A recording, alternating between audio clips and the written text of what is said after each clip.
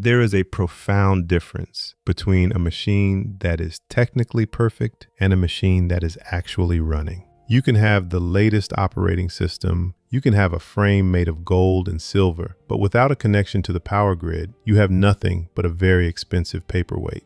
Welcome to part 3 of the Infinite You. Today, we are discussing infinite power. Most of us are living in a state of spiritual and emotional brownout. We have enough power to survive, enough to get through the work week, enough to maintain the status quo, but we are constantly flickering. We are tired, we are drained, and we are trying to fund an infinite vision with a finite battery. We treat power like a commodity we have to generate ourselves, rather than a current we simply have to access. To understand how to tap into the infinite, we must look at the Greek concept of dunamis. This is where we get our words for dynamite and dynamo. In the New Testament, dunamis isn't just force, it is inherent ability. It is the power that resides in a thing by virtue of its nature. Because your nature has been reset, and because your value has been established, you now have the inherent ability to function beyond the limits of the natural world. But here's the key. Dunamis is not something you produce, it is something you conduct. Think of yourself as a conductor of a divine current. The Greek word for the working of this power is energeia. This is our word for energy. It describes power in action. Paul tells us in the book of Ephesians that God is able to do exceedingly abundantly above all that we ask or think, according to the power,